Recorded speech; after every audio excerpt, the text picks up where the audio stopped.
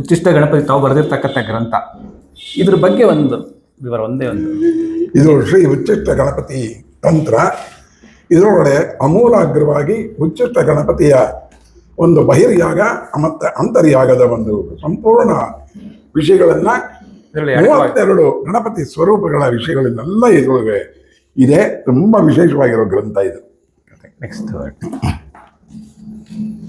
ಇನ್ನೊಂದು ನಕ್ಷತ್ರ ಫಲ ನಿರ್ಣಯ ಅಂತ ತುಂಬಾ ಅದ್ಭುತವಾದ ಗ್ರಂಥವನ್ನು ಬರೆದರೆ ಗುರುಗಳೇ, ಇದ್ರ ಬಗ್ಗೆ ಒಂದೆರಡು ಮಾತು. ಇದರ ನಕ್ಷತ್ರ ಫಲ ನಿರ್ಣಯ ಇದು ನಾನು ಸ್ವಲ್ಪ ಜ್ಯೋತಿಷ್ಯ ಅಭ್ಯಾಸ ಮಾಡಿ ಬಹಳಷ್ಟು ವರ್ಷ ಜ್ಯೋತಿಷ್ಯ ಅಭ್ಯಾಸ ಮಾಡಿದ್ದೀನಿ. ನಾನು ಸುಮಾರು ಒಂದು 50 ವರ್ಷಗಳಿಂದ ಜ್ಯೋತಿಷ್ಯವನ್ನು ಅಭ್ಯಾಸ ಮಾಡ್ಕೊಂಡು ಬಂದಿರೋ ಅದರ ಒಂದು ಅನುಭವವನ್ನ ಈ ನಕ್ಷತ್ರಗಳ ವಿಷಯದಲ್ಲಿ ಒಂದು ಗ್ರಂಥವನ್ನು ನಾನು ಬರೆದಿದ್ದೀನಿ. ಇದು ಚೆನ್ನಾಗಿದೆ ಅಂತ ಅನ್ಕೊಂಡಿದ್ದೀನಿ, ಅನುಕೂಲ ಆಗತ್ತೆ. ಇನ್ನೊಂದು ಯಂತ್ರ ವಿದ್ಯಾ ರಹಸ್ಯ ಅಂತ ತುಂಬಾ ಇದು ಅತ್ಯಂತ ಈಗ ಪಾಪ್ಯುಲರ್ ಇದು. ಪಾಪ್ಯುಲರ್ ಆಗಿದೆ ಯಂತ್ರ ವಿದ್ಯಾ ರಹಸ್ಯ. ಈ ಯಂತ್ರಗಳು ಬರೆಯೋ ಕ್ರಮ ಮತ್ತೆ ಬೇರೆ ಬೇರೆ ದೇವತಾ ಸ್ವರೂಪಗಳಿಗೆ ಇರ್ತಕ್ಕಂಥ ಯಂತ್ರ, ಪೂಜಾ ಯಂತ್ರಗಳ ಬಗ್ಗೆ ವಿವರವಾದ ಮಾಹಿತಿಗಳು ಈ ಪುಸ್ತಕದಲ್ಲಿ ಇದೆ.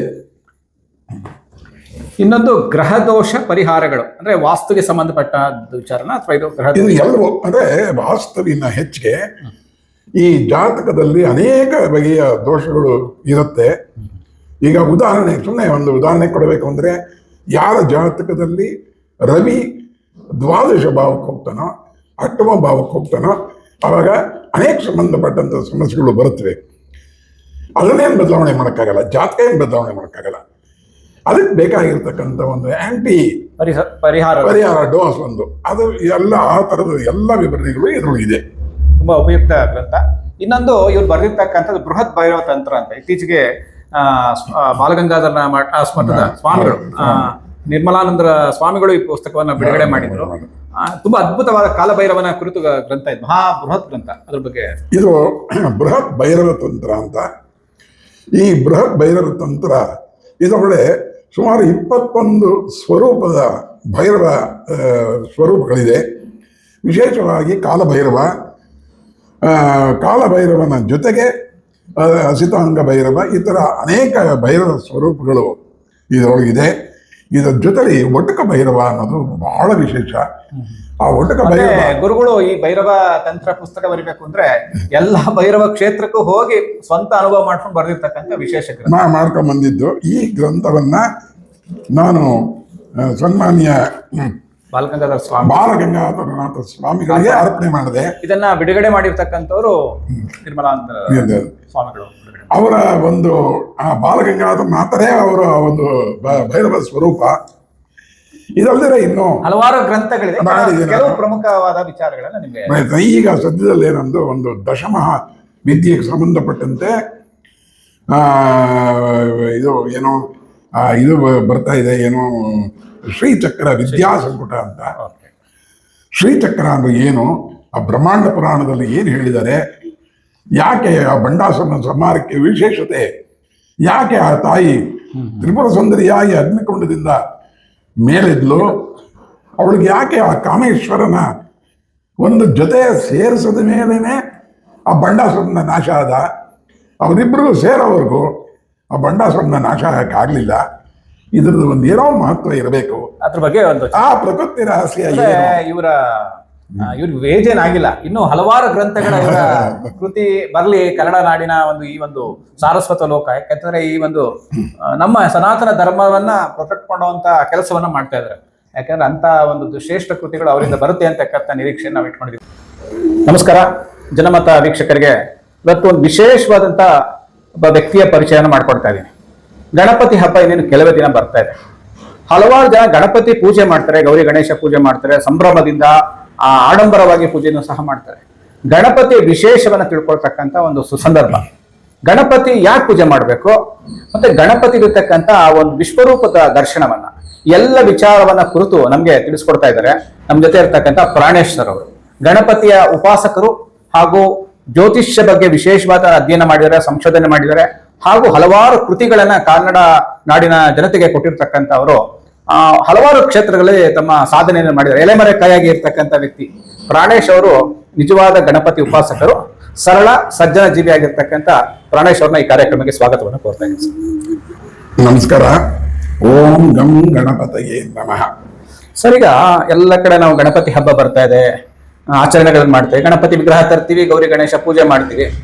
ಇವತ್ತು ಗಣಪತಿ ಬರೀ ಭಾರತ ದೇಶ ಅಲ್ಲ, ವಿದೇಶಗಳು ಸಹ ಗಣಪತಿಯ ಮೂರ್ತಿಗಳನ್ನ ನೋಡ್ತಾ ಇದೀವಿ. ಮತ್ತೆ ಮುಸ್ಲಿಂ ಕಂಟ್ರಿಗಳಲ್ಲೂ ಸಹ ನಾವು ಗಣಪತಿ, ಯಾಕಂದ್ರೆ ಇಂಡೋನೇಷಿಯಾ ಇರ್ಬೋದು, ಕಾಂಬೋಡಿಯಾ, ಈ ಕಡೆ ಎಲ್ಲ ನಾವು ಗಣಪತಿಯ ವಿಗ್ರಹವನ್ನ ನಾವು ನೋಡ್ತಾ ಇದೀವಿ. ಇವತ್ತು ನಾವು ಆಚರಣೆಗಳು ಯಾವ ರೀತಿ ಮಾಡ್ತೀವಿ, ಹೂವು ತರ್ತೀವಿ, ಪೂಜೆ ಮಾಡ್ತೀವಿ, ಗಣಪತಿ ವಿಸರ್ಜನೆ ಮಾಡ್ಬಿಡ್ತೀವಿ. ಆದ್ರೆ ಗಣಪತಿಯ ಒಂದು ವಿಶ್ವರೂಪ ದರ್ಶನ ಪರಿಚಯ ಮಾಡ್ಕೊಡ್ಬೇಕು ಅಂತ ಕೇಳ್ಕೊತೀವಿ. ಯಾವ ರೀತಿ ನೀವು ಗಣಪತಿಯನ್ನು ಯಾವ ರೀತಿ ವಿಶ್ಲೇಷಣೆ ಮಾಡ್ತೀರಾ? ಗಣಪತಿಯ ಒಂದು ಕಲ್ಪನೆಯೇ ಒಂದು ಅದ್ಭುತ.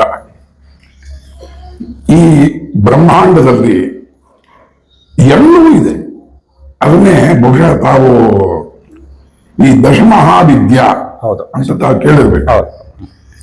ಈ ದಶಮಹಾವಿದ್ಯಾ ಅಂದ್ರೆ 10 ವಿದ್ಯೆಗಳು. ಆ ವಿದ್ಯೆಗಳನ್ನ ಬೇರೆ ಬೇರೆ ಸ್ವರೂಪಗಳಲ್ಲಿ, ಆ 10 ಸ್ವರೂಪಗಳಲ್ಲಿ ವಿಂಗಡಿಸಿದ್ದಾರೆ.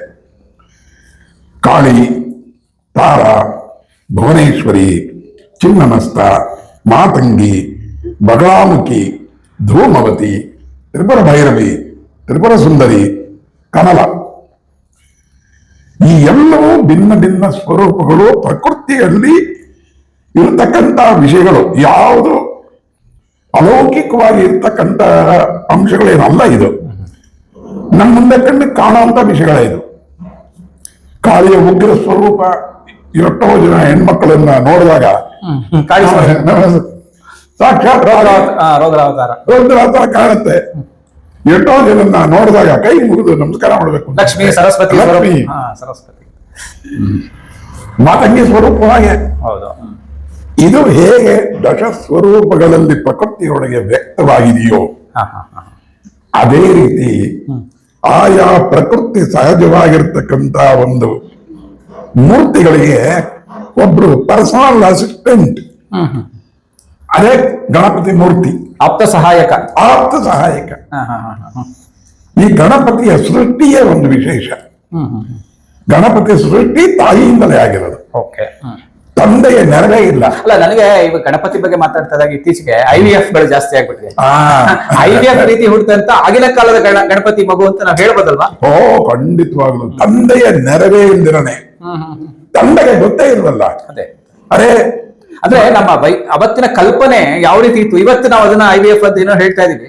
ಅವಾಗ್ಲೇ ಆಗಿನ ಕಾಲಕ್ಕೆ ಆ ಒಂದು ಕಲ್ಪನೆ ಸೃಷ್ಟಿ ಆಗೋಗಿತ್ತಲ್ಲ ಅಂತ ಆಗೋಗಿದೆಯಲ್ಲ, ಕಣ್ಣು ಮುಂದೆ ಇದೆಯಲ್ಲ. ಅದು ನೋಡಿ, ಶಿವ ಬಂದಾಗ IVF ಗಣಪತಿ ಅಂತ ಹೇಳ್ಬೋದು. ಈಗ ಖಂಡಿತವಾಗ್ಲು IVF ಗಣಪತಿನೇ.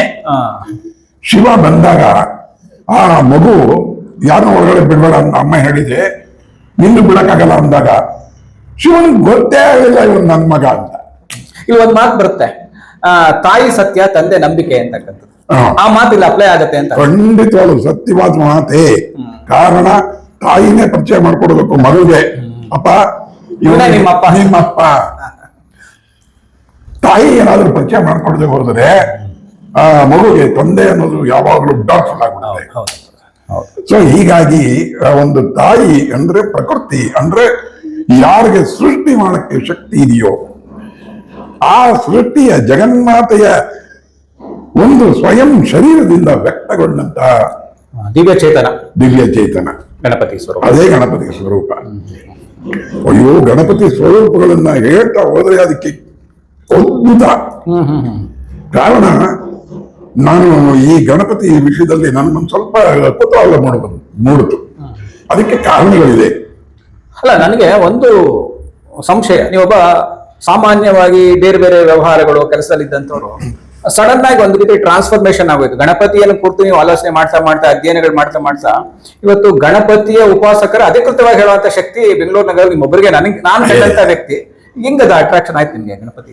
ಇಲ್ಲ, ಇದು ಖಂಡಿತವಾಗಲೂ ಇದು ಅನೇಕ ಜನರಿಗೆ ಬಹುಶಃ ಮಾರ್ಗದರ್ಶನ ಆಗತ್ತೆ ಅಂತ ನಾನು ಅನ್ಕೊಂಡಿದ್ದೀನಿ. ಕಾರಣ ನಾನು ಯಾವುದೋ ಒಂದು ಸಂದಿಗ್ಧ ಪರಿಸ್ಥಿತಿಯಲ್ಲಿ ಸಿಕ್ಕಾಕೊಂಡಾಗ ನನಗೆ ಏನ್ ಮಾಡಬೇಕು ಅನ್ನೋದೇ ಗೊತ್ತಾಗ್ಲಿಲ್ಲ. ಅನೇಕ ಜನ ಹಿರಿಯರನ್ನ ನಾನು ಕೇಳಿದೆ, ನಮ್ಮ ಮನೆಯವ್ರನ್ನ ಕೇಳಿದೆ. ಯಾರು ಆ ಒಂದು ಸಂದರ್ಭದಲ್ಲಿ ಸಮರ್ಪಕವಾಗಿ ಅವರು ಹೇಳಕ್ಕಾಗ್ಲಿಲ್ಲ. ಕೊನೆಗೆ ಒಬ್ರು ಮಹಾನುಭಾವರು ಸುಮಾರು ಒಂದು 40 ವರ್ಷ ಇಂಡಿಯನ್ ಬಾರ್ಡರ್ ಅಲ್ಲಿ ನೇಪಾಳ ಬಾರ್ಡರ್ ಇದ್ದಂತ ಒಬ್ರು ಮನೆಯರು ರಿಟೈರ್ಡ್ ಆದ್ಮೇಲೆ ಆಗ್ತಾನೆ ಬೆಂಗಳೂರಿಗೆ ಬಂದು ಸೆಟ್ಲ್ ಆಗಿದ್ರು. ಚಾಮರಾಜಪೇಟೆ ಒಳಗಿದ್ರು. ಹೇಗೋ ಅನಿರೀಕ್ಷಿತವಾದಂತಹ ಒಂದು ಸಂದರ್ಭ ಬಂದಾಗ ಅವ್ರನ್ನ ಭೇಟಿ ಮಾಡಿದಾಗ ಅವರು ಒಂದೇ ಮಾತು ಹೇಳಿದ್ರು, ಅಪ್ಪ ನೀನೆಲ್ಲ ಕಟ್ಟಕ್ಕೆ ನೀನೇನು ತಲೆ ಕೆಡ್ಸ್ಕೊಳ್ಕೋಬೇಡ, ನಿಂದ ದೊಡ್ಡ ಗಣಪತಿ ಗುಡಿ ಇದೆಯಲ್ಲ ಅಲ್ಲಿ ಹೋಗಿ ಸರಳರಾಗ, ನೀನು ಸಮಸ್ಯೆ ಸರಿ ಹೋಗುತ್ತೆ ಅಂತ. ಸರಿ, ನಾನು ದೊಡ್ಡ ಗಣಪತಿ ಗುಡಿಗೆ ಹೋಗಕ್ಕೆ ಸ್ವಲ್ಪ ದೂರ ಇತ್ತು, ನಮ್ಮ ಮನೆಗೆ ಸ್ವಲ್ಪ ಹತ್ರ ಇತ್ತು ಆ ಗಣೇಶ್ ಮಂದಿರ ಅಂತ. ಹೌದು ಟಾಟಾ ಸಿಲ್ಕ್ ಫಾರಂ ತ್ಯಾಗರಾಜ ನಗರದಲ್ಲಿ. ಬಹಳ ಹಾನೆಸ್ಟ್ ಆಗಿ ಡಿವೋಷನಲ್ ಆಗಿ ಒಂದಷ್ಟು ದಿನ ಆ ಗಣಪತಿಯನ್ನು ನಂಬಿದೆ. ನಂಬಿದ ನಂತರ ಆದಂತ ಒಂದು ಅದ್ಭುತ ಟ್ರಾನ್ಸ್ಫಾರ್ಮೇಶನ್ ಇದೆಯಲ್ಲ, ಅಯ್ಯೋ ಅಯ್ಯೋ ಅಯ್ಯೋ, ಅದು ಹೇಳಕ್ಕೆ ಸಾಧ್ಯವಿಲ್ಲ. ಅದು ಆ ತರದ ಒಂದು ವೈಬ್ ಕ್ರಿಯೇಟ್ ಆಯ್ತು. ಎಲ್ಲೋದ್ರು ಜನಮನ್ನಣೆ, ಆಮೇಲೆ ನನ್ನ ಒಂದು ಐಡೆಂಟಿಟಿ ಚೇಂಜ್, ಎಲ್ಲ ಐಡೆಂಟಿಟಿ, ನನ್ನ ಸಮಸ್ಯೆಗಳೆಲ್ಲ ಬಗೆಹರಿದೋಯ್ತು. ಅದು ಏನೋ ಒಂಥರ ಅದ್ಭುತವಾದ್ರೆ ಒಂದು ಪ್ರಭೆ ಅಂತ ಹೇಳ್ತಾರೆ, ಔರಾ ಅಂತ ಹೇಳ್ತಾರೆ, ಅದು ನಿಮ್ಗೆ ಒಂದು ಜಾಗೃತಿ ಆಗೋಯ್ತು. ಕಾರಣ ನಾನೊಬ್ಬ ಅತ್ಯಂತ ಸಾಧಾರಣ ಸಾಮಾನ್ಯ ಮನುಷ್ಯ. ನಾನು ತುಂಬಾ ಓದ್ದನಲ್ಲ ಅಥವಾ ತುಂಬಾ ದೊಡ್ಡ ವೃತ್ತಿ ಒಳಗಿದ್ದನಲ್ಲ. ಅದೇ ಕುಟುಂಬದ ಹಿನ್ನೆಲೆ ದೊಡ್ಡ ಕುಟುಂಬದ ಯಾರು ಅಲ್ಲ, ಝೀರೋ ಇಂದ ಹೀರೋ ಆಗಿರ್ತಕ್ಕಂಥ ಪ್ರಾಣೇಶ್ ಅಂತ ಹೇಳ್ಬೋದು. ಹೀರೋ ಅಲ್ಲ, ಜ್ಞಾನದ ವಿಚಾರ ಮಟ್ಟಿಗೆ. ಆಗ ನನಗೆ ಏನೋ ಇದೆ ಇಲ್ಲಿ. ಆದ್ರೂ ತಕ್ಷಣ ನಾನೇನ್ ಮಾಡಲಿಲ್ಲ. ಸುಮಾರು ಒಂದು 10-15 ವರ್ಷ ಪ್ರತಿ ಮಂಗಳವಾರದ ದಿನ ಬೆಳಗಾಗಿದ್ದು ಹಾನೆಸ್ಟ್ ಆಗಿ ನನ್ನ ಹೆಂಡತಿನ ಕರ್ಕೊಂಡು ಹೋಗೋದು, ಆ ದೊಡ್ಡ ಗಣಪತಿ ಗುಡಿ ಒಳಗಡೆ ಹೋಗೋದು, ಹಣ್ಣು ಕಾಯಿ ಮಾಡಿಸೋದು, ನಮಸ್ಕಾರ ಹಾಕೊಂಡು ಬರ್ತಾರ. ಮೂರು ಪ್ರದಕ್ಷಿಣೆ ಹಾಕಿ ನಾನು ಏನು ಕೇಳ್ತಾ ಇರಲಿಲ್ಲ. ಎಲ್ಲೂ ಅವನೇ ಕೊಟ್ಬಿಟ್ನಲ್ಲ. ಕೇಳಿದ್ರೆ ನಾವು ಚಿಕ್ಕವರ ನಾನು ಏನು ಕೇಳಲೇ ಇಲ್ಲ. ಕೊಡಬೇಕು ಅನ್ನೋದು ಒಂದು ಡಿಸೈಡ್ ಎಲ್ಲ ಆದಷ್ಟು ಎಲ್ಲ ಪ್ರತಿಯೊಂದು ಅಂತ ಸಂದರ್ಭ ಬಂದಾಗ ನನಗೆ ಇನ್ನೇನು ಕೇಳೋದು. ಹೀಗೆ ಬಂದಾಗ ಕೊನೆಗೆ ನನ್ನ ಮನಸ್ಸಿಗೆ ಒಂದು ಬಂತು, ಇಷ್ಟೆಲ್ಲ ಗಣೇಶ ನಮಗೆ ಅನುಕೂಲ ಮಾಡಿಕೊಟ್ಟಿದ್ದಾನೆ, ಆ ಗಣಪತಿಯ ಒಂದು ಏನಾದರೂ ಒಂದು ಮಾಡಬೇಕಲ್ಲ ಅಂತ ಅನಿಸಿದಾಗ ಆ ಗಣಪತಿಯನ್ನ ಹಿನ್ನೆಲೆ ಹುಡ್ಕೊಂಡು ಹೋದೆ. ಗಣಪತಿ ಕ್ಷೇತ್ರಗಳಿಗೆ ಹೋದೆ, ಎಲ್ಲ ಗಣಪತಿ ಕ್ಷೇತ್ರಗಳಿಗೆ ಭೇಟಿ ಕೊಟ್ಟೆ. ಆ ಗಣಪತಿಯ ಅನುಷ್ಠಾನ ಕ್ರಮಗಳನ್ನ ಸ್ವಲ್ಪ ತಿಳ್ಕೊಳ್ಳೋಕೆ ಪ್ರಯತ್ನ ಪಟ್ಟೆ. ಮುದ್ಗಲ ಪುರಾಣ ಓದ್ದೆ, ಗಣೇಶ ಪುರಾಣ ಓದ್ದೆ, ಸ್ಕಂದ ಪುರಾಣದಲ್ಲಿ ಇರ್ತಕ್ಕಂಥ ಗಣಪತಿಯ ಬಗ್ಗೆ ತಿಳ್ಕೊಳ್ಳೋಕೆ ಪ್ರಯತ್ನ ಪಟ್ಟೆ. ಪೌರಾಣಿಕ ಇತಿಹಾಸ, ಲಿಂಗ ಪುರಾಣ, ಭವಿಷ್ಯತ್ ಪುರಾಣ, ಎಲ್ಲೆಲ್ಲಿ ಗಣಪತಿಯ ಅಸ್ತಿತ್ವವನ್ನು ಕಾಣಿಸ್ತಾ ಇದೆ ಅಲ್ಲಿ ಹೋದೆ. ಸುಮಾರು ಅನೇಕ ವರ್ಷಗಳ ಕಾಲ 100 ಜನಕ್ಕೆ ಗಣೇಶಾವತಾರದ ಶೀರ್ಷ ಅದು ದೀಕ್ಷೆಯನ್ನು ಕೊಡುವ ಮಂತ್ರವನ್ನ ದೀಕ್ಷೆ ಕೊಟ್ಟೆ. ಜಾತಿ ಮತ ಯಾವ ನೋಡ್ಲಿಲ್ಲ, ಎಲ್ಲರೂ ಯಾರು ಬಯಸ್ತಾರೋ, ಮಕ್ಕಳು ಮರಿ ಹೆಂಗಸರು ಯಾರು ಬಂದ್ರು, ಇವತ್ತಿಗೂ ತುಂಬಾ ಹಾನೆಸ್ಟ್ ಆಗಿ ಮಾಡುವಂತ ಅನೇಕ ಜನ ಬೆಳಗಾವಿ ಎದ್ದು ಸ್ನಾನ ಮಾಡಿ ಗಣೇಶಾವತಾರದ ಶೀರ್ಷ ಮಂತ್ರ ಹೇಳಿ ತಮ್ಮ ಗಣಪತಿ ಒಂದು ಸಣ್ಣ ಹೂವ ಇಟ್ಟು ಕೈ ಮುಗಿದು ತುಂಬಾ ಜನ. ನಾನು ನಿಮ್ಮ ಶಿಷ್ಯ ಬಳಗ ಕೆಲವರು ನೋಡಿದ್ದೀನಿ, ಅವರು ಬೇರೆ ಬೇರೆ ಹಿನ್ನೆಲೆಯಿಂದ ಬಂದಂತವ್ರು ಇವತ್ತು ಶಿಕ್ಷಣ ಕ್ಷೇತ್ರ, ವೈಜ್ಞಾನಿಕ ಕ್ಷೇತ್ರದಲ್ಲಿ ತುಂಬಾ ದೊಡ್ಡ ಅಚೀವ್ಮೆಂಟ್ ಮಾಡಿರ್ತಕ್ಕಂಥವ್ರು ನಾನು ನೋಡಿದ್ದೀನಿ. ಇದ್ದಾರೆ. ಇದರ ಮಧ್ಯದಲ್ಲಿ ಈ ಗಣಪತಿಯನ್ನ ಹುಡ್ಕೊಂಡು ಹೋದಾಗ ಈ ಮುದ್ಗಲ ಪುರಾಣದಲ್ಲಿ 32 ಸ್ವರೂಪದ ಗಣಪತಿಗಳನ್ನ ಹೇಳಿರೋದನ್ನ ನಾನು ಗಮನಿಸಿದೆ.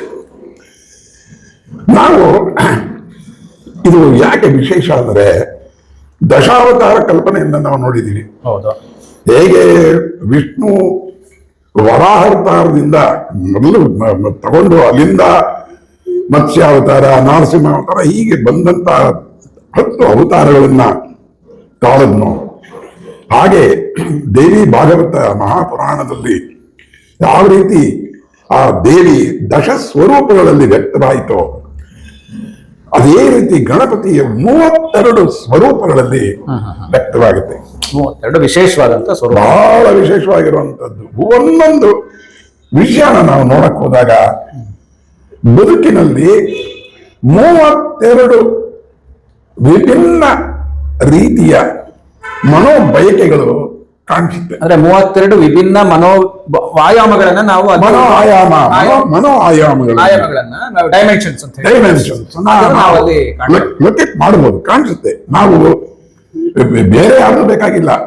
ನಮ್ಮ ಡಾಕ್ಟರ್ ಚಂದ್ರಶೇಖರ್ ಅವರು ಗೊತ್ತಲ್ಲ, ಮನೋವೈದ್ಯರು, ನನ್ನ ಗುರುಗಳವರು ಆಕ್ಚುಲಿ. ಅಯ್ಯೋ ಸಿ.ಆರ್. ಚಂದ್ರಶೇಖರ್ ಸಿ.ಆರ್. ಚಂದ್ರಶೇಖರ್ ಅವರು ಎಂತ ಮಾಡಬಾರದು ಅಂದ್ರೆ ಆ ಮನಸ್ಸಿನ ಒಂದು ವಿಜ್ಞಾನವನ್ನ ಕನ್ನಡ ಭಾಷೆಯಲ್ಲಿ ಕನ್ನಡ ಜನಕ್ಕೆ ಅವನೇನು ಹೆಚ್ಚು ವಿದ್ಯಾನ ಹಾಕ್ಬೇಕಾಗಿರ್ಲಿಲ್ಲ.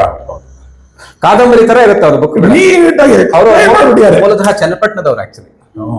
ಎಷ್ಟು ಅದ್ಭುತವಾಗಿ ಬರೆದಿದ್ದಾರೆ. ಅಯ್ಯೋ, ಅಂತ ಮಹಾನುಭಾವರು ಕರ್ನಾಟಕಕ್ಕೆ ಇನ್ನೂ ಹೆಚ್ಚು ಬರಲಿ ಅನ್ನೋದೇ ನಮ್ಮ ಆಶಯ. ಆ ತರ ಸರಳವಾಗಿ ವಿಚಾರವನ್ನು ತಿಳಿಸುವ ಅವ್ರ ಪುಸ್ತಕಗಳನ್ನ ತಗೊಂಡಾಗ ನಾನು I could able to identify, ನೀವು ಹೇಳಿದ್ರಲ್ಲ 32 ಮನೋ ಆಯಾಮಗಳನ್ನ ನಾವಲ್ಲಿ ನೋಡ್ಬಿಡ್ಬೋದು ಆ ಪುಸ್ತಕದಲ್ಲಿ. ಅದನ್ನ ನಾವು ಇಟ್ಕೊಂಡು ನೋಡುವಾಗ ಬಾಲ ಗಣಪತಿ, ತರುಣ ಗಣಪತಿ, ಭಕ್ತ ಗಣಪತಿ, ಕುಕ್ಷಿ ಗಣಪತಿ, ದುಂಡಿ ಗಣಪತಿ, ವೀರ ಗಣಪತಿ, ಕೊನೆಯ ಒಳಗಡೆ ಬರ್ತಕ್ಕಂಥದ್ದು ಒಂದು ಮಹಾನ್ ಸತ್ಯ, ಅದು ಉಚ್ಚಿಷ್ಟ ಗಣಪತಿ. ಉಚ್ಚಿಷ್ಟ ಗಣಪತಿ ನಮ್ಮ ವಿಶ್ವರೂಪ ದರ್ಶನ ಅಂತ ಹೇಳ್ಬೋದಾ? ಅದನ್ನ ಖಂಡಿತವಾಗ್ಲೂ ಹೇಳ್ಬೋದು. ಕಾರಣ ಅದಕ್ಕೆ ಉಚ್ಚಿಷ್ಟ ಗಣಪತಿಯ ವಿಶೇಷತೆ ಇವತ್ತಿನ ಸಂದರ್ಭಕ್ಕಂತೂ ಅತಿ ಅವಶ್ಯಕ. ಅದು ತುಂಬಾ ಡಿಮಾಂಡ್ ಅದ. ರಿಲೆವೆಂಟ್ ಎನರ್ಜಿ ಅಂತ ಹೇಳ್ಬೋದು ನಾವು ಅದನ್ನ. ಈಗ ಬರಲಾಮುಖಿ ಪ್ರಯೋಗ ಎಷ್ಟು ಜನ ನಮ್ಮನ್ನು ಬಂದು ಕೇಳ್ತಾರೆ. ಹೌದು.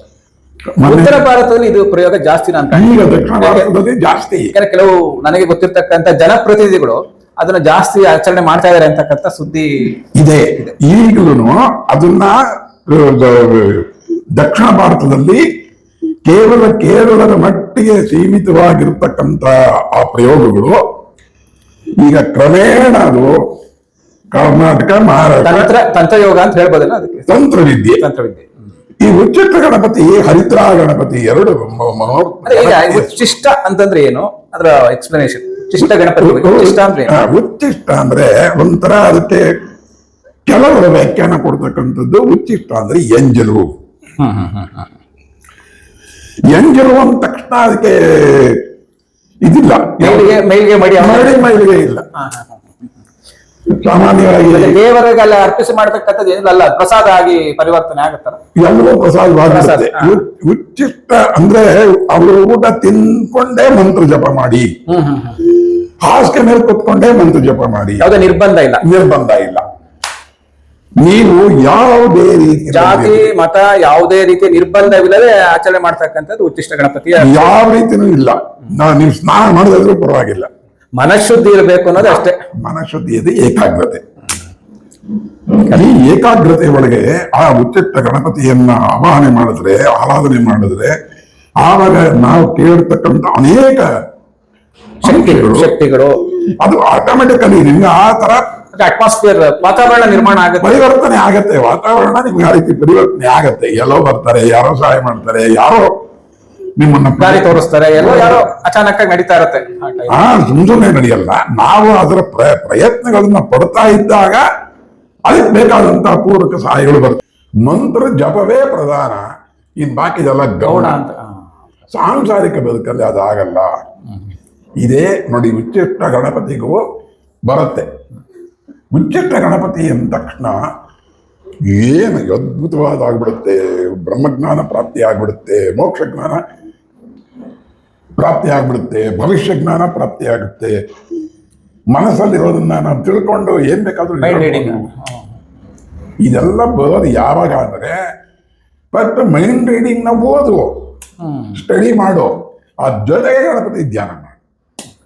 ಆವಾಗ ಆ ಸಪೋರ್ಟಿಂಗ್ ಸಿಸ್ಟಮ್ ಆಗಿ ವರ್ಕ್ ಆಗುತ್ತೆ. ಇದಕ್ಕೆ ಸಪೋರ್ಟಿಂಗ್ ಸಿಸ್ಟಮ್ ಆಗಿರುತ್ತೆ ಅಷ್ಟೇ. ಉಚ್ಚಿಷ್ಟ ಗಣಪತಿ ಇವಾಗ ತುಂಬಾ ಜನ ಕೆಲವರು ವರ್ಷಗಳಿಂದ ಮಾಡ್ಕೊಂಡ್ ಬರ್ತಾ ಇದ್ದಾರೆ. ನೀವು ಕಂಡಂತ ಏನೋ ಟ್ರಾನ್ಸ್ಫಾರ್ಮೇಶನ್ ಯಾವ ತರ ಆಗಿದೆ ಅಂತ ನೀವು ನೋಡಿರೋದು?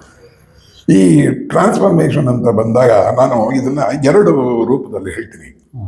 ಶಾಸ್ತ್ರಗಳಲ್ಲಿ ಬಹಳ ಸ್ಪಷ್ಟವಾಗಿದೆ, ಒಂದು ಬಹಿರ್ಯಾಗ, ಒಂದು ಅಂತರ್ಯಾಗ. ಬಹಿರ್ಯಾಗದಲ್ಲಿ ಏನು ನಮಗೆ ಲಭ್ಯವಾಗುತ್ತೋ ಅದಕ್ಕಿಂತ ಹೆಚ್ಚು ಬೇಗನೆ ಅಂತರ್ಯಾಗದಲ್ಲಿ ಆಗತ್ತೆ ಅಂತ. ಬಹುಶಃ ನಿಮಗೆ ಗೊತ್ತಾಗ್ತಿರ್ಬೋದು ಅಂತರ್ಯಾಗ ಬಹಿರ್ಯಾಗ. ಅಂತರ್ಯಾಗದಲ್ಲಿ ನಮಗೆ ಪೂಜೆ ಬೇಕಾಗಿಲ್ಲ, ಅಂದ್ರೆ ಹಣ್ಣು ಕಾಯಿ ಹೂವ ಮೂರ್ತಿ ಯಾವುದು ಬೇಕಾಗಿಲ್ಲ. ನಮ್ಮ ನಿರಾಕಾರ ಸ್ವರೂಪ ಶಿವೋಹಂ ಶಿವೋಹಂ ಆ ಥರ ಅಲ್ಲ, ನಮ್ಮ ಶರೀರದ ಒಳಗಡೆನೆ ಅಲ್ಲಿ ತಿರ್ಗ ಮತ್ತೆ ಎರಡು ಒಂದ್ ನೋಡಿ, ಅದು ತಿರ್ಗ ಹೇಗೆ ಇಲ್ಲಿ ದ್ವೈತ ಅದ್ವೈತ ಬಂದೇ ಬರುತ್ತೆ. ಅಲ್ಲೂ ದ್ವೈತ ಅದ್ವೈತವೇ ಇದೆ. ಒಂದು ನಿಮ್ಮ ಶರೀರದಲ್ಲಿ ಈಗಾಗಲೇ ಗಣಪತಿ ಶಕ್ತಿ ಮೂಲಾಧಾರದಲ್ಲಿ ನೆಲೆಸಿದೆ. ಅದು ಷಟ್ಚಕ್ರಗಳು 7 ಚಕ್ರದಲ್ಲಿ ಗಣೇಶ ತರುವ ಶೀರ್ಷದಲ್ಲಿ ಹೇಳಿದೆ, ತ್ವಂ ಮೂಲಾಧಾರೇ ಸ್ಥಿತೋಸಿ ನಿತ್ಯಂ ತ್ವಂ ಶಕ್ತಿತ್ರಯಾತ್ಮಕ. ಆ ಮಂತ್ರನೇ ಇದೆ. ಈಗಾಗಲೇ ಮೂಲಾಧಾರದಲ್ಲಿ ಆ ಗಣಪತಿಯ ಶಕ್ತಿ ಈಗಾಗಲೇ ಪ್ರತಿಯೊಬ್ಬರ ಈಗಾಗಲೇ ಇದೆ. ಆ ಮೂಲಾಧಾರದಲ್ಲಿರ್ತಕ್ಕಂಥ ಗಣಪತಿ ಶಕ್ತಿಯನ್ನ ಎಬ್ಬಿಸ್ಬೇಕು, ಜಾಗೃತಗೊಳಿಸ್ತಕ್ಕಂಥ ಕೆಲಸ. ಎಬ್ಬಿಸಿ ಅದನ್ನ ಮೂಲಾಧಾರ, ಸ್ವಾಧಿಷ್ಠಾನ, ಮಣಿಪೂರಕ, ಅನಾಹತ, ವಿಶುದ್ಧ, ಆಜ್ಞಾ, ಸಹಸ್ರಾಧಾರ ಬೇಡ, ಆಜ್ಞಾ ಚಕ್ರದಿಂದ ಆ ಬೃಹು ಮಧ್ಯದ ಮೂಲಕವಾಗಿ ಸೂರ್ಯ ಮಂಡಲವನ್ನ ಪ್ರವೇಶಿಸಿ ಸೂರ್ಯಾರ್ಘ್ಯವನ್ನ ಕೊಟ್ಟು ಓಂ ಹ್ರೀಂ ಗೃಣಿ ಸೂರ್ಯ ಇದಮರ್ಘ್ಯಂ ತುಭ್ಯಂ ಸ್ವಾಹ ಅನ್ನೋದು ಮಂತ್ರ ಕೊಟ್ಟು ಅಲ್ಲಿಂದ ಗಣಪತಿ ಮಂಡಲವನ್ನ ಪ್ರವೇಶ ಮಾಡಿದರೆ ಇದೊಂಥರ ಅದ್ಭುತವಾದ ಕಲ್ಪನೆ. ಇದು ಬರೀ ಇಟ್ಟು ಹೇಳ್ಕೊಡ್ಬೇಕಾದ್ರೆ ಇವತ್ತಿನ ದಿನ ದೊಡ್ಡ institution, you have to pay so much, you have to attend so many classes. ಇರಲಿ, ಇದನ್ನು ಸೂಕ್ಷ್ಮವಾಗಿ ಹೇಳ್ತಾ ಇದ್ದೀನಿ, ಇದಕ್ಕೆ ವಿವರಣೆ ಇನ್ನೂ ಇದೆ. ಆ ಗಣಪತಿ ಮಂಡಲವನ್ನು ಪ್ರವೇಶ ಮಾಡಿ ಯಥೇಚ್ಛವಾಗಿ ಗಣಪತಿಯ ಒಂದು ಧ್ಯಾನವನ್ನು ಮಾಡಿ, ಅದಕ್ಕೆ ಟೈಮ್ ಇಲ್ಲ, ಹೊತ್ತಿಲ್ಲ, ಗೊತ್ತಿಲ್ಲ, ಯಾವುದೇ ಥರದ್ದು ಇಲ್ಲ, ಯಾವುದೇ ನಿರ್ಬಂಧನೆ ಇಲ್ಲ. ಎಷ್ಟ ತನಕ ಮಾಡಿ ನಿಮ್ಗೆ ಯಾವಾಗ ಬೇಡ ಅನ್ಸುತ್ತೋ ಹಾಗೆಯೇ ವಾಪಸ್ ಬನ್ನಿ. ವಾಪಸ್ ಬಂದು ಆ ಸೂರ್ಯಾರ್ಘ್ಯವನ್ನು ತಿರ್ಗಾ ಪುನಃ ನೋಡಿ ನೀಡಿ. ಅಲ್ಲಿ 2 ಕ್ರಮ ಇದೆ. ಒಂದು ಭ್ರೂ ಮಧ್ಯದಿಂದ ಶರೀರದ ಅಂತರ್ಗತವಾಗಿ ಒಳಗಡೆ ಬರೋದು, ಇನ್ನೊಂದು ಕ್ರಮ ಇದೆ, ಅದನ್ನ ಹೇಳಲ್ಲ ಈಗ. ಕಾರಣ ಅದು ಅದ್ಭುತವಾದ ಕ್ರಿಯೆ. ಅದೇನಾದರೂ ಸರಿಯಾಗಿ ಮಾಡಲಿಲ್ಲ ಅಂದ್ರೆ ಮತ್ತೆ ಇನ್ನೇನೋ ಸಮಸ್ಯೆ. ಅದಕ್ಕೋಸ್ಕರ ಖಂಡಿತವಲ್ಲ, ಅದು ಸರಿಯಾಗಿ ತಿಳ್ಕೊಬೇಕತ್ತೆ. ಇದನ್ನ ಮಾಡುವಂಥದ್ದು ಇದು ಅದ್ವೈತ. ಈಗ ಸರಳವಾಗಿ, ಈಗ ಪ್ರತಿಷ್ಠಾ ಗಣಪತಿ ಹೇಳಿದೆ, ಈಗ ನಮ್ಮ ವೀಕ್ಷಕರಿಗೆ ಕಡೆಯದಾಗಿ ಈಗ ಸರಳವಾಗಿ ಗಣಪತಿ ಪೂಜೆ ಮಾಡ್ತಾರಲ್ಲ, ಏನ್ ಅನುಷ್ಠಾನ ಇಟ್ಕೊಂಡು ಮಾಡಬೇಕು, ತಲೆ ಯಾವ ರೀತಿ ಇಟ್ಬೇಕು, ಏನ್ ಪೂಜೆ ಮಾಡ್ಬೇಕಾದ್ರೆ ಯಾವ ರೀತಿ ಇರಬೇಕು, ಜಸ್ಟ್ ಒಂದು ಮೆಸೇಜ್. ಇದು ಈಗ ನಾನು ಅಂತರ್ಯಾಗ ಆಗೋಯ್ತು, ಈ ಬಹಿರ್ಯಾಗ ಅಲ್ಲಿಗೆ ಬರ್ತದೆ. ಬಹಿರ್ಯಾಗ ಅಂದ್ರೆ ಇದೆ. ನಾಳೆ ಗಣೇಶನ ಪೂಜೆ ಚೌತಿ ಬರುತ್ತಲ್ಲ, ಭಾದ್ರಪದ ಮಾಸ ಶುಕ್ಲ ಪಕ್ಷ ಚೌತಿ ದಿನ ವಿನಾಯಕ ಚೌತಿ. ಅದು ಬಹಳ ಅತ್ಯಂತ ಶ್ರೇಷ್ಠವಾಗಿರೋ ದಿನ. ಅವತ್ತಿನ ದಿವಸ ಇಡೀ ಭೂಮಂಡಲದಲ್ಲಿ ಒಂದು ಗಣಪತಿಯ ಶಕ್ತಿಯು ಪ್ರಖರವಾಗಿರುತ್ತೆ. ಗಣಪತಿ ಶಕ್ತಿ ಅಂದ ತಕ್ಷಣ ಇಟ್ಸ್ ಎ ಕ್ರಿಯೇಟಿವ್. ಗಣಪತಿ ಶಕ್ತಿ ಅಂದ ತಕ್ಷಣ it's A creative force. Knowledge, wisdom ಎಲ್ಲ ಗಣೇಶನೇ. ಅದು ತುಂಬ ಪ್ರಖರವಾಗಿರುತ್ತೆ. ಅಂಥ ಸಮಯದಲ್ಲಿ ಮಣ್ಣಿನ ಗಣಪತಿಯನ್ನು ತಗೊಂಡು ಬಂದು ಪೂಜೆ ಮಾಡಿ ನಾವೇನು ನಮ್ಮ ಭಕ್ತಿಯಿಂದ ಯದ್ಭಾವಂ ತದ್ಭವತಿ ಪತ್ರಂ ಫಲಂ ಪುಷ್ಪಂ ತೋಯಂ ಏನೋ ಒಂದು ಏನಿದೆಯೋ ಅದು ಅರ್ಪಣೆ ಮಾಡಿ ವಾಪಸ್ ಭೂಮಿಗೆ ಬಿಟ್ಟುಬಿಡುವಂಥ ಒಂದು ಮರಳಿ ಮಣ್ಣಿಗೆ ಬಹಳ ಅದ್ಭುತವಾದ ಕ್ರಿಯೆ. ತುಂಬ ಚೆನ್ನಾಗಿರೋದು, ತುಂಬ ಯಶಸ್ಸನ್ನ ಕೊಡುವಂಥದ್ದು. ಅಂದ್ರೆ ಗಣಪತಿ ನಂಬಿದ್ರೆ ಎಲ್ಲ ರೀತಿಯ ಅವರ ಇಚ್ಛೆಗಳು ಪೂರ್ಣಗೊಳ್ಳುತ್ತೆ ಅಂತಕ್ಕಂಥ ನಿಮ್ಮ ಸಂದೇಶ. ನ್ಯಾಯಬದ್ಧವಾಗಿರುವ ಎಲ್ಲ ಕೋರಿಕೆಗಳು ಅದು ಅಂಡರ್ಲೈನ್ ಮಾಡ್ಕೋಬೇಕು. ಹೌದು, ಇಳಿರುತ್ತೆ. ಅದು ಅದ್ಭುತವಾದ ಕ್ರಿಯೆ. ಸರ್, ಇದುವರೆಗೂ ನಮ್ಮ ಜನಮತ ವೀಕ್ಷಕರಿಗೆ ಗಣಪತಿಯ ಒಂದು ಝಲಕ್ ಕೊಟ್ರೆ ಅಷ್ಟೇ. ನಮ್ಮ ಗಣಪತಿಯ ವಿಶ್ವರೂಪದ ದರ್ಶನದ ಒಂದು ಸಣ್ಣ ಪರಿಚಯವನ್ನ ನಿಮ್ಮಂಥ ಜ್ಞಾನಿಗಳ ಮೂಲಕ ನಮ್ಮ ಜನಮತ ವೀಕ್ಷಕರಿಗೆ ಕೊಡ್ತಕ್ಕಂಥ ಒಂದು ಸುವರ್ಣ ಅವಕಾಶವನ್ನು ಮಾಡಿಕೊಟ್ಟಿದ್ದೀರಾ. ಜನಮತದ ಪರವಾಗಿ ನಿಮಗೆ ಧನ್ಯವಾದವನ್ನು ಸಲ್ಲಿಸ್ತೇನೆ. ನಮಸ್ಕಾರ, ಎಲ್ರಿಗೂ ಒಳ್ಳೆಯದಾಗಲಿ.